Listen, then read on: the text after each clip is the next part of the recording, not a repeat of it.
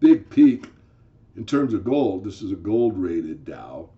The peak was somewhere around 5 is it? 41, we'll say.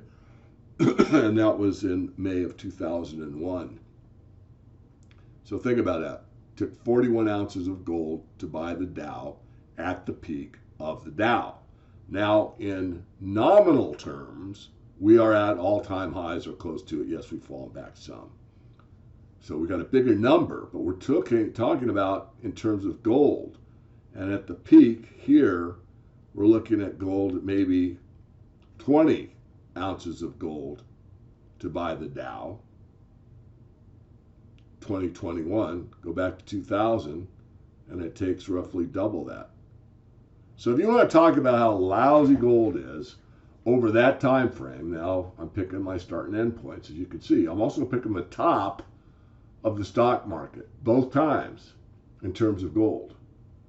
So gold really hasn't been as lousy or horrible a performer as many think it is, having held it for 5 years or whatever, which, you know, in today's world of, 10-minute attention spans and fast food and fast that and instant gratification and all that, I get it. I understand the psychology behind it.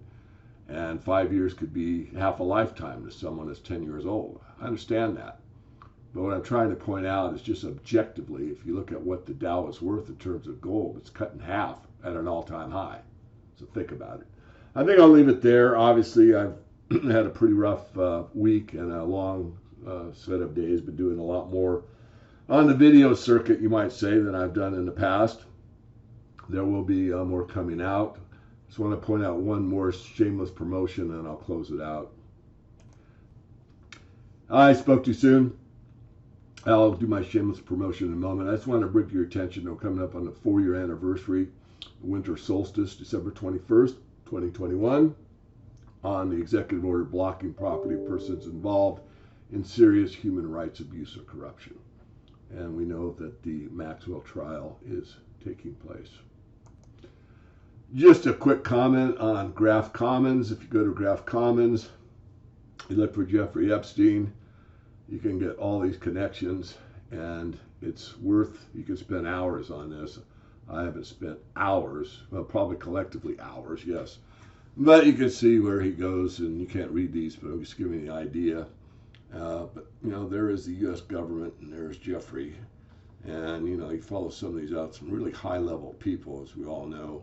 But is there a connection between this guy and the crypto world? And I'll just say that it is being looked into by many, many people, much others than me. Again, that CoffeeZilla, I think, has got some pretty good thoughts about Tether. I'm not saying I agree totally or disagree. I'm still looking at it. There's a quick plug for silver. This is one of the ads that comes out to my email box.